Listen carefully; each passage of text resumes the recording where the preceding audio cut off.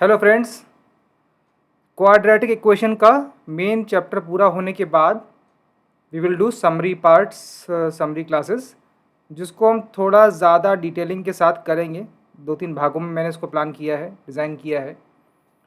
और theory part पढ़ने के बाद समरी ज़रूरी है, क्योंकि बहुत से कंसेप्ट जो शायद छूट गए हैं और बहुत ज़रूरी हैं, इन्हें मैंने कवर किया है समरी क्लासेस में। और यहाँ पे मैंने शुरुआत में एक डिस्क्लेमर दिया है कि जो चैप्टर बहुत इंपॉर्टेंट हैं आपके क्लास 10th में, summary of those chapter is deliberately kept very detailed and lengthy, क्योंकि 10th के बाद जो 11th तक का ट्रांजिशन होता है बहुत एब्रप्ट होता है। उस एब्रप्शन को रिड्यूस करने के लिए, थोड़ा सा नॉर्मलाइज करने के लिए, मैं क्लास 10th के कोर्सेज में समरी ज़्यादा डिटेलिंग कर रहा हूँ। तो you should have a look at the summary classes with some patience. Summary will be detailed of key chapters deliberately so that transition to class 11 will be less abrupt. आपके जो seniors class 11 में उनसे पूछिएगा कि 10th के बाद 11 में एक बड़ी गहरी खाई नज़र आती है, लगता है सिलेबस कहाँ से कहाँ पहुँच गया, तो उसको नॉर्मलाइज करने का एक प्रयास है, इसलिए समरी थोड़ी डिटेल होगी। ओल्ड एनसीईआरटी में एक टेक्निक दी है completing the squares. Quadratic equation के चैप्टर में ओल्ड एनसीईआरटी में टेक्निक दी है कंप्लीटिंग द स्क्वायर्स। ये बहुत इंपॉर्टेंट है, तो इसको मैं कवर करूंगा समरी के पहले क्लास में। This is a technique useful to prove the quadratic formula. Sridharacharya का जो फॉर्मूला है उसको प्रूव करने के लिए हम कंप्लीटिंग द स्क्वायर्स वाला मेथड यूज करते हैं। देखते हैं ये मेथड क्या है। नोट दैट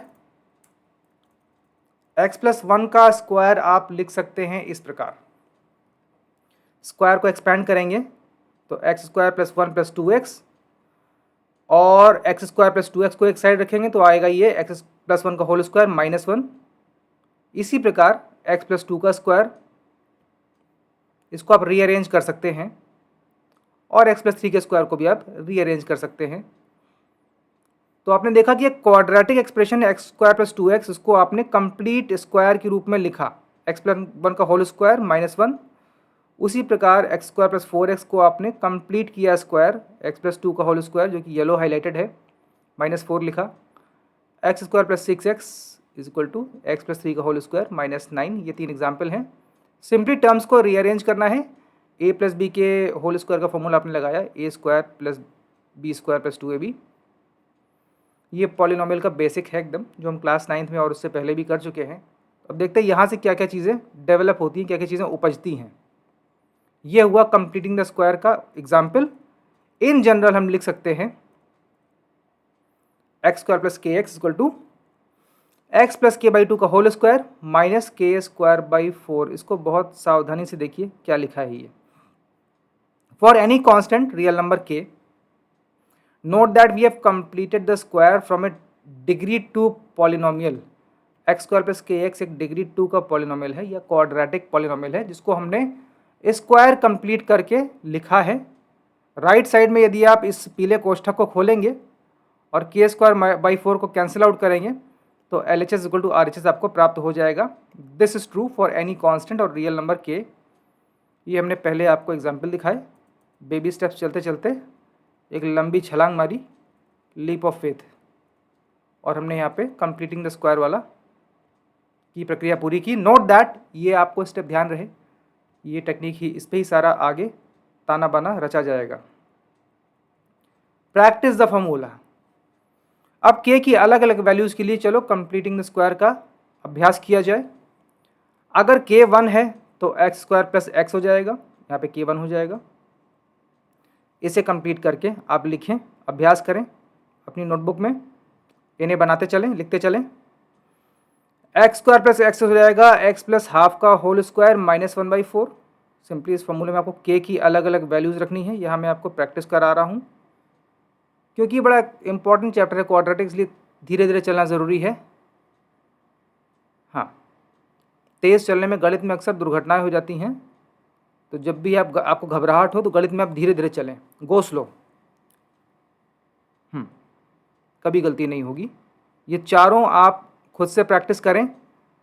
जब ये आप समझ जाएंगे कि किस तरह आपने दूसरे साइड लाकर ये अलजेब्राइक जो किया है, स्टेप लिया है, तो आपने कंप्लीटिंग द स्क्वायर किस प्रकार आप परफॉर्म करते हैं। Practice the formula. इसको जब आप कर लेंगे तब आप आगे की बातों को सहजता के साथ ग्रहण कर पाएंगे। Again also we can write, अब x² + 5x + 3 लिखा है तो कोई दिक्कत नहीं है, 3 को अलग लिखा रहने दीजिए। आप कंप्लीटिंग द स्क्वायर पे ध्यान दें, ये हो जाएगा x + 5/2 का होल स्क्वायर माइनस 13/4। इसका भी अभ्यास करें। आपको एक्चुअली इस एक्सप्रेशन से ही लेना देना पड़ेगा, ये क्वाड्रेटिक इक्वेशन का ही एक एक्सप्रेशन है, जनरल फॉर्म है ax² + bx + 3। इसको हमने कंप्लीटिंग द स्क्वायर करके x + 5/2 का होल स्क्वायर माइनस 13/4 लिखा। एक्चुअली जो 3 है वो 5 वाले टर्म में ऐड हो जाएगा। ठीक है, अगेन एक और प्रैक्टिस कर लें।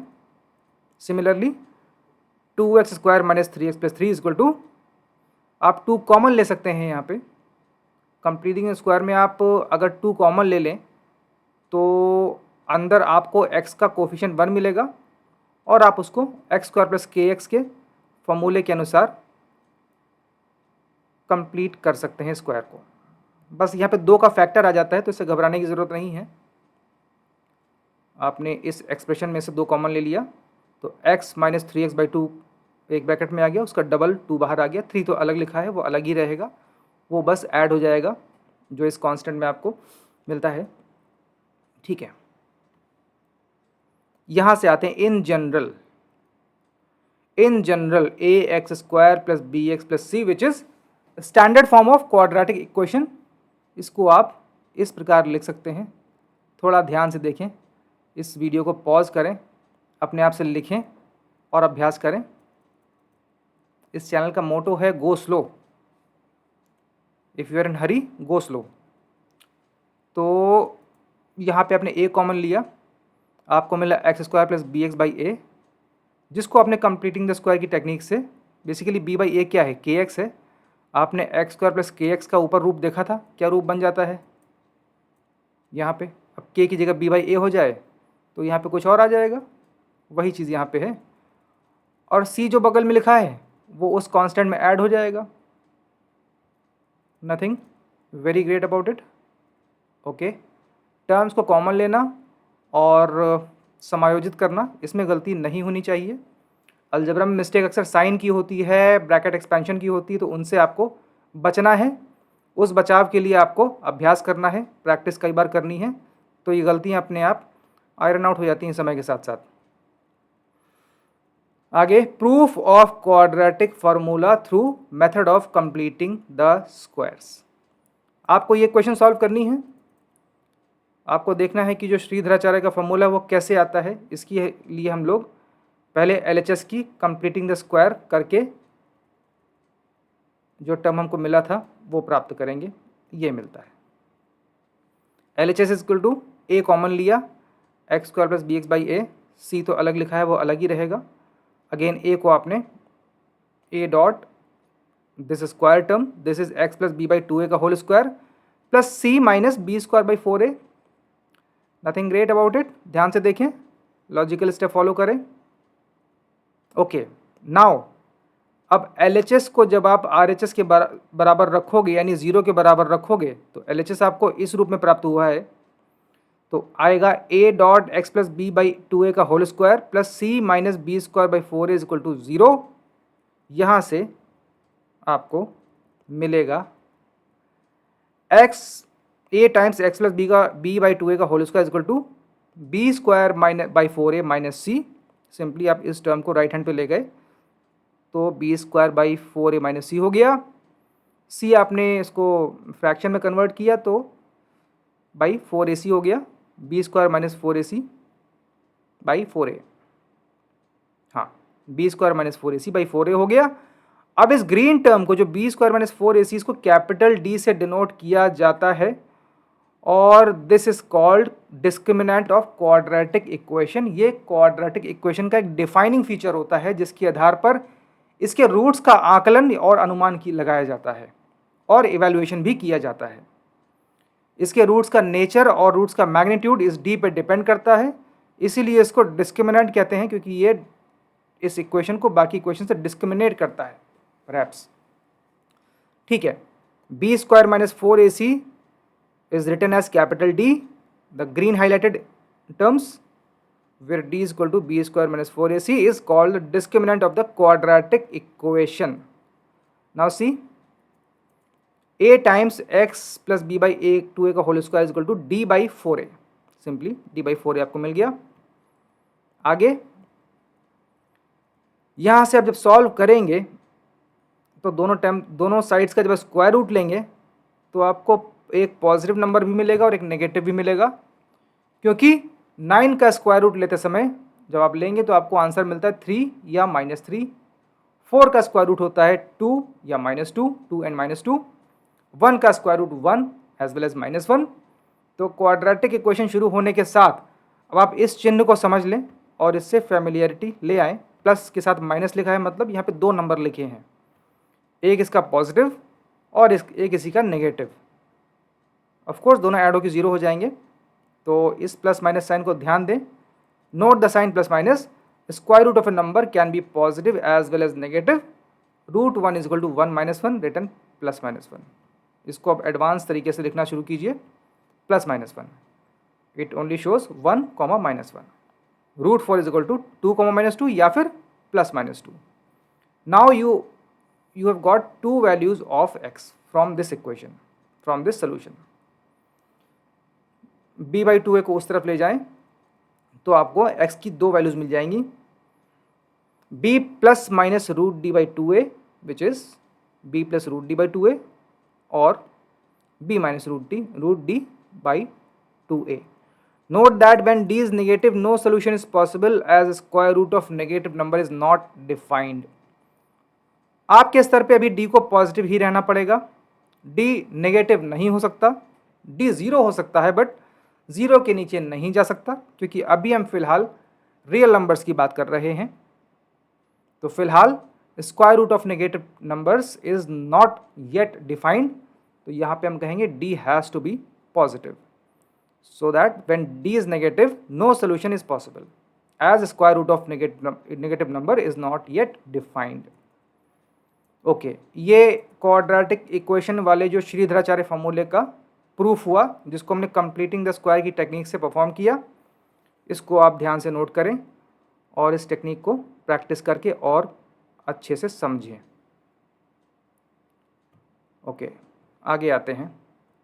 Application of completing the square. अब ये टेक्निक सिर्फ थ्योरी नहीं है, इसके बहुत व्यापक एप्लीकेशंस हैं. तो एप्लीकेशंस पे एक नज़र डालते हैं. ये काम के कंसेप्ट्स हैं. Application 1, optimization, finding minimum value of a quadratic expression. Quadratic equation graph पे जो चित्र बनाती हैं उसे आप आगे पढ़ेंगे पैराबोला कहा जाता है. और पैराबोला के कर्व कुछ ऐसा होता है कि वो एक पॉइंट से ज़्यादा नीचे नहीं जाता है या एक पॉइंट से ज़्यादा ऊपर नहीं जाता है. नीचे या ऊपर से आशय है वाई एक्सिस पे, अपवर्ड्स या डाउनवर्ड्स, दोनों ही दशाओं में उसकी मिनिमम वैल्यू के लिए हम एक्सप्लोर करते हैं. और ये एक्सप्लोरेशन हम समझेंगे purely algebraically by using the technique of completing the square. सीधे सवाल लेते हैं और समझते हैं. Prove that for no value of x the expression x square plus 2x attains a value lesser than -1. x की कम से कम वैल्यू जो होगी, x की कोई भी वैल्यू लें, इस एक्सप्रेशन की न्यूनतम मान होगा वो -1 से कम नहीं हो सकता. देखते हैं कैसे. Note that x square plus 2x equal to x plus 1 का whole square -1, that is y -1, जिसको मैंने note that y is a positive number, इसको मैंने y कह दिया. Where y is a positive number which has minimum value 0 when x equal to -1. अब इस ये जो पॉजिटिव स्क्वायर है, स्क्वायर नंबर हमेशा पॉजिटिव होता है, उसकी मिनिमम वैल्यू 0 हो सकती है, 0 के नीचे नहीं जा सकती है.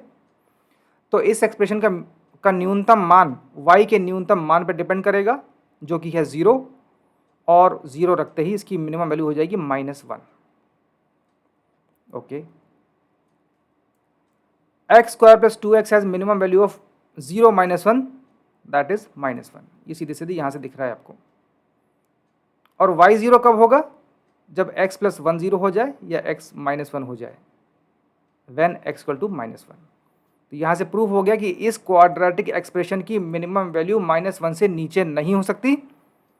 अगर आपको अभी ये बात हजम ना हो रही हो तो x की छोटी सी छोटी मतलब नेगेटिव वैल्यूज़ भी रखते जाएं, -1000 भी रखें। एक्चुअली होगा क्या कि ये स्क्वायर टर्म है ना, वो माइनस चिन्ह को प्लस में तब्दील कर देगा और नेगेटिव नंबर छोटा पड़ जाएगा, तो उसकी वैल्यू एक नेगेटिव नंबर के बाद फिर बढ़ने लगेगी।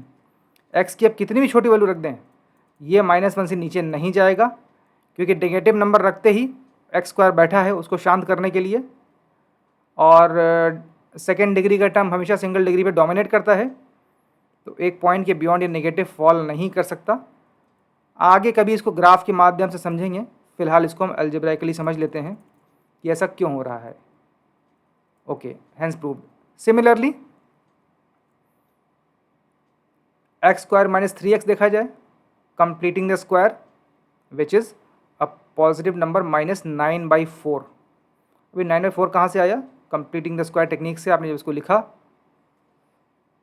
It has minimum value of -9/4, क्योंकि x - 3/2 का whole square can be 0 at the minimum and then this expression will become -9/4 when x becomes 3/2। In general formula बना लिया जाए,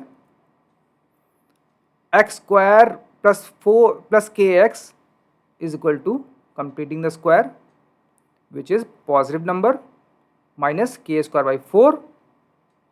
So this expression has minimum value of -k²/4। अब k कुछ भी हो, k can be positive or negative real number, k is a real number, and then x² + kx has minimum value of -k²/4।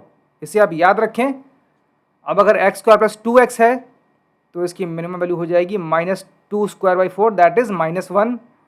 x² + 10x है तो minimum value हो जाएगी -100/4, that is -25, etcetera and so on. ये formula भी याद रख सकते हैं, ये आगे आपको बहुत सीधे ही यूज़ करने में काम आएगा, और MCQs में ये फॉर्मूले बड़े काम आते हैं, बड़े हेल्प करते हैं क्विक सोल्यूशन निकालने के लिए। हमेशा डराइव करने की ज़रूरत नहीं पड़ती, हालांकि डराइव करके भी हो जाएगा, लेकिन आप इसको ध्यान में रखें। Note that there is no restriction on maximum value. अब मैक्सिमम तो कुछ भी हो सकती है, x की वैल्यू आप 1 लाख रख दो, ये बढ़ता जाएगा।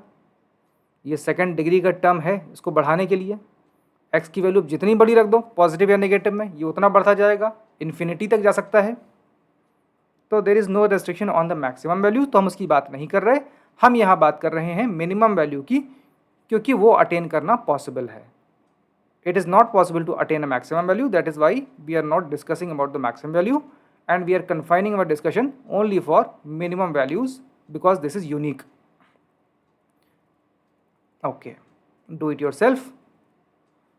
Find minimum values of following expressions by completing square method। दो उदाहरण हैं जिन्हें आप खुद से करें, x² + x और w² - 4w। Variables are different, x और w। इसे खुद से अभ्यास करें, आपको कॉन्फिडेंस आएगा। ओके, यहाँ से अब थोड़ा सा घुमा के पैराफ्रेज करके क्वेश्चन बनाया जाए इसी सवाल से। कंजेक्चर और proof. Sum of a real number and its square can not be lesser than -0.25। ये क्वेश्चन कहाँ से बना? ऊपर के सवाल से बना है। इस तरह के सवाल आ सकते हैं हायर कॉम्पिटिशन्स में, या इनफैक्ट हाई स्कूल में भी पूछे जा सकते हैं। इसका लेवल तो हाई स्कूल का ही है। इस तरह के सवाल कैट में, IIT में, UPSC में आते रहते हैं। हाँ, अगर आपको चेक करना हो इस कंजेक्चर को तो पहले आप देखें एक्सेल पे एक्स एक स्क्वायर और हाँ sum of a real number and it square, that is ये कह रहा है कि x + x²। अगर x एक रियल नंबर है तो x + x² कभी भी -0.25 से छोटा नहीं हो सकता। आप एक्सेल पे छोटी से छोटी वैल्यू रख के देखें और आप पाइए, कभी अगर आप ढूंढ पाएँ, it will not be possible to find any value lesser than this। ये कंजेक्चर, इसका प्रूफ आप ऊपर के सवाल से कर सकते हैं। इसी सवाल को तब्दील करके मैंने इसको शब्दों में लिखा है, जैसा कि मैं अक्सर करता हूँ। शब्दों द्वारा भाषा को घुमाकर आपके सामने जटिल क्वेश्चन पेश किए जाते हैं, जो अपने आप यूनिक होते हैं और आपकी समझ की दो सतहों पर परीक्षण करते हैं, mathematics as well as reading comprehension. Application 1.1 ऊपर के कंसेप्ट से एक बात निकलती है जिसको मैं शेयर करना ज़रूरी और यूज़फुल समझता हूँ। Maximising the product for a fixed sum. देखते हैं क्या है ये।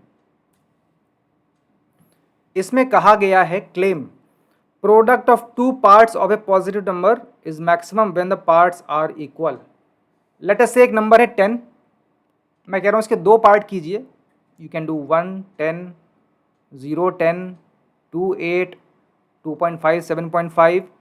रैशनल या इरेशनल कोई रेस्ट्रिक्शन नहीं है, आपको बस दो भाग करने हैं, दो संख्याएं खोजनी है जिनका जोड़ 10 हो और फिर देखना है कि उनका कौन सा पार्टीशन, कौन सा पेयर मैक्सिमम प्रोडक्ट देता है। Product of two parts of a positive number is maximum when the parts are equal. Take number 10, a pair of numbers that adds up to 10 and gives the largest product is 5 and 5, where the product is 25. Any other pair like 4 and 6 gives a smaller product of 24. 2 8 लेके देखिए, product आएगा 16 जो कि 25 से कम है। 1 और 9 लेके देखिए, प्रोडक्ट आएगा 9 जो कि 25 से कम है। जब उसके दोनों पार्ट बराबर होते हैं तभी हमको मैक्सिमम या लार्जेस्ट प्रोडक्ट मिलता है। ये क्लेम है, ये आपने एग्जाम्पल देखा। इसको आप और सारे नंबर लेके डू इट योरसेल्फ टेस्टिंग कर सकते हैं। ये तो हुआ claim maximising the product for a fixed sum. अब इसका प्रूफ देख लें। अलजेब्राइक प्रूफ क्या कहता है? Quadratic equation based proof. जो हमने टेक्निक सीखी है कंप्लीटिंग द स्क्वायर, उसके आधार पर इसका प्रूफ देख लिया जाए। कोई भी एक नंबर है, लेट अस से एस, उसके दो भाग हो गए x और s माइनस एक्स, दो वेरिएबल पार्ट्स कुछ भी हो सकते हैं, लेकिन सम s फिक्स है। Let the sum be denoted as s, s is a positive number and two parts are x and s minus x. Of course एक part x है तो दूसरा s माइनस एक्स हो जाएगा। Product of part हो जाएगा x into s minus x, that is sx minus x square. To know the maximum value of product P, we use the technique of completing the square. Okay, हमने P को लिखा minus common करके, x square minus x x का negative. We have seen above that expression x square plus kx has a minimum value of minus k square by 4. अब यहाँ पे k की जगह माइनस s रख दिया तो इसकी मिनिमम वैल्यू हो जाएगी माइनस एस स्क्वायर बाई 4। भाई माइनस साइन तो के अंदर अब्जॉर्ब हो जाएगा, तो इस एक्सप्रेशन की, अभी इसकी बात कर रहे हैं, माइनस साइन छोड़ दीजिए। Expression x square plus k x has minimum value of minus k square by 4, therefore expression x square minus s x has minimum value of minus s square by 4। अब दोनों जगह minus sign लगाएंगे तो minimum value से वो maximum value बन जाएगी। Therefore expression minus of this has maximum value of S square by 4। Negative sign लगाते ही मैक्सिमम का मिनिमम का मैक्सिमम बन गया और ये आपने यहाँ से डिड्यूस किया। Expression this which is the actually the product of two numbers having total s has maximum value of s square by 4 and this happens when s equal to s by 2 being half of s।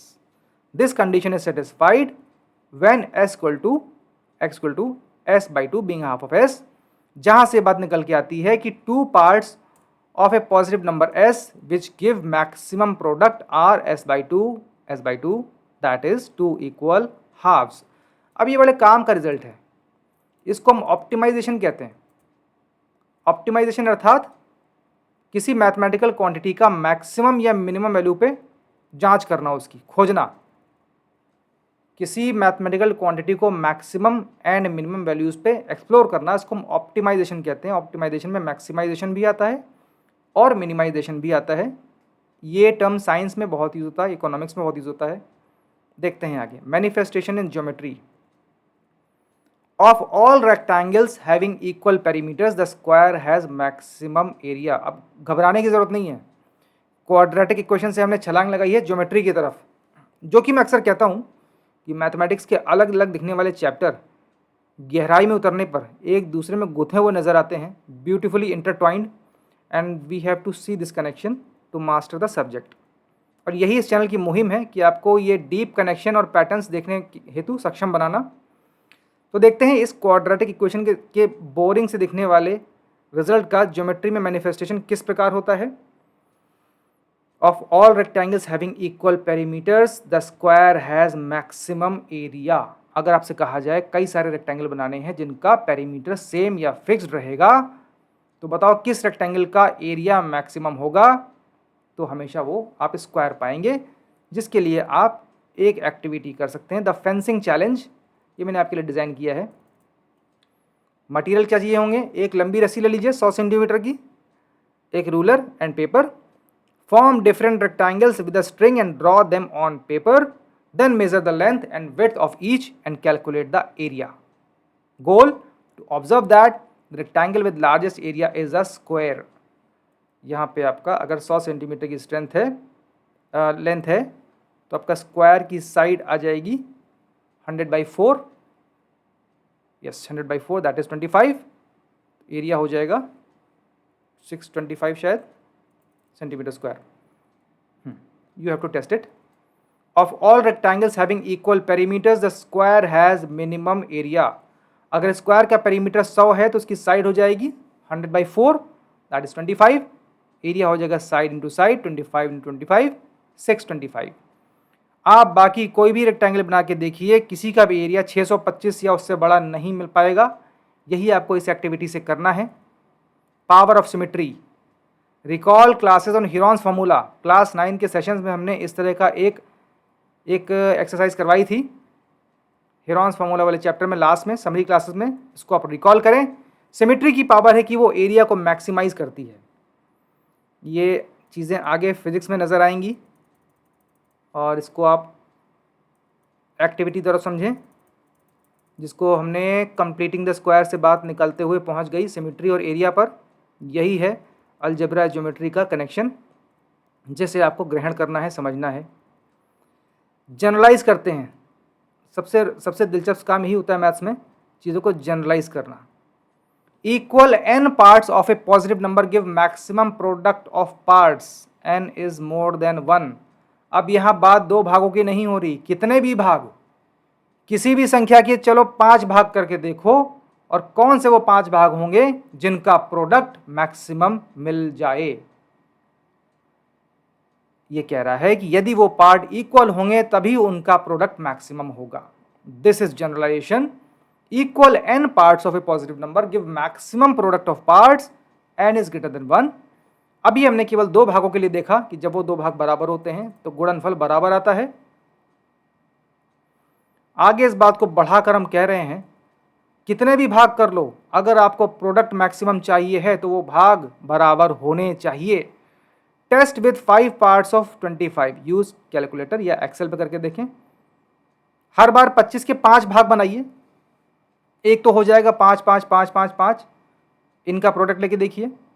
इसके अलावा आप कोई भी set बनाएंगे 5 संख्याओं का जिनका total 25 हो, उनका प्रोडक्ट हमेशा 25 से कम आएगा जब वो भाग इक्वल होते हैं। केवल तभी और then and only then the product of those parts will be maximum. This is again beauty of symmetry, जिसको हमने ऊपर जनरलाइज करके 2 से आगे ले गए हैं। Equal n parts, n is greater than 1। एक से ज़्यादा कितने भी भाग कर लो, 2 कर लो, 200 कर लो, अगर प्रोडक्ट बराबर रखना है, प्रोडक्ट मैक्सिमम रखना है, तो आपको वो भाग बराबर रखने होंगे।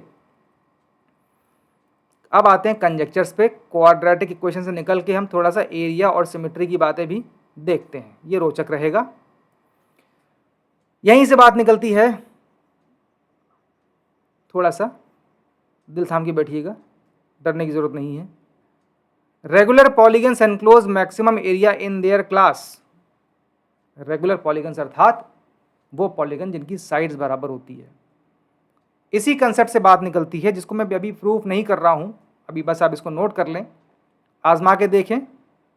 आप रेगुलर पॉलीगन्स बना के देखें, अगर पेंटागन है या स्क्वायर है, कोई भी बना के देखें। अगर 4 भुजाओं वाला कोई भी शेप बना रहे हैं तो जब तक वो स्क्वायर नहीं हो जाएगा तब तक उसका एरिया मैक्सिमम नहीं होगा।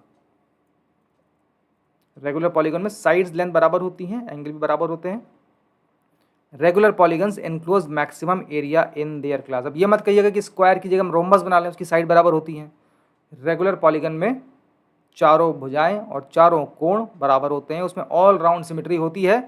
तो ऊपर की बात से निकलती है ये बात, कंजक्चर भी है, जिसको आप चाहें तो प्रूफ करके देखें। Regular polygons enclose maximum area in their class, class मतलब फैमिली ऑफ पॉलीगन्स। अगर 3 भुजाओं वाला है तो ट्राइंगल्स हो गए, 4 भुजाओं वाला तो 4 साइडेड हो गया, 5 का पेंटागन क्लास हो गया, 6 का हेक्सागन क्लास हो गया, हेप्टागन, ऑक्टागन इत्यादि। अब एक्सटेंशन लेते हैं आगे थोड़ा सा। Of all closed shapes of same perimeter the circle which is a super polygon encloses maximum area. Circle एक सुपर पॉलीगन होता है, इस पर हम थोड़ी चर्चा कर चुके हैं क्लास 9th में। मैंने इस चैप्टर के एंड में, सर्किल वाले चैप्टर के एंड में ये बातें डिस्कस की थी, आप चाहें तो रिवाइज कर लें। तो बात यह है कि of all closed shapes of same perimeter the circle encloses maximum area to capture maximum area on ground with a fixed drop makes circle. ये हमने एक्सरसाइज, ये एक्टिविटी क्लास 9th में हेरॉन फार्मूला वाले चैप्टर में की थी। आप एक बार रिकॉल करें, उस क्लास को देखें। यदि मैं आपसे कहूं कि आपके पास 100 मीटर लंबी रस्सी है और मैदान पे जितना बड़ा शेप बनाओ वो ज़मीन आपकी, तो निश्चित रूप से आपको सर्किल ही बनाना चाहिए, कोई और शेप बनाने में आपके प्रयास व्यर्थ होंगे और आप मैक्सिमम एरिया एनक्लोज नहीं कर पाएंगे। To capture maximum area on ground with a fixed rope make circle. Recall classes on Heron formula and statistics class 9th। इस स्टैटिस्टिक्स के क्लास 9th वाले चैप्टर में मैंने एंड में बार डायग्राम द्वारा दिखाया था कि सर्किल का एरिया मैक्सिमम होता है यदि पेरीमीटर फिक्स है। Of all close shapes of same perimeter, perimeter same होना चाहिए, परिमाप सेम होना चाहिए। तो जितने भी शेप बनाओगे आप, plane shapes, plane 2D close shapes, तो सर्किल का एरिया सदैव मैक्सिमम आएगा। This is optimisation through symmetry. ये सममिति की खूबसूरती है, ब्यूटी ऑफ सिमेट्री है। कन्वर्सली, अब ये बात क्वाड्रेटिक इक्वेशन से निकलती तो नहीं है, लेकिन चूंकि थोड़ी सी अलाइड कंसेप्ट है इसलिए मैंने इसको यहाँ पे कवर करना उचित समझा। ऑप्शनल है, आप चाहे तो छोड़ सकते हैं। Conversely minimise sum for a fixed product. अगर कुछ संख्याएं ऐसी जिनका गुणनफल कांस्टेंट दिया है तो उनका सम मैक्सिमाइज करने का क्या उपाय है, सम मिनिमाइज करने का। 2 or more positive numbers having a fixed product give minimum sum when they are equal। देखो, लेट अस से दो संख्याओं की बात करते हैं। वी टेक 9 और 9 के 2 फैक्टर बताओ जिनका समेशन मिनिमम हो।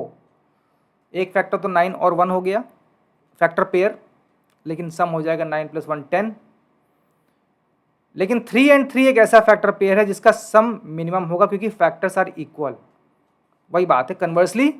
अब यहाँ पे हम सम को मिनिमाइज कर रहे हैं। ऊपर हमने प्रोडक्ट को मैक्सिमाइज किया था और सम को फिक्स रखा था। यहाँ पे हम प्रोडक्ट को फिक्स रख रहे हैं और सम को मिनिमाइज कर रहे हैं। देखिए ये ऑप्टिमाइजेशन हो रहा है यहाँ पे।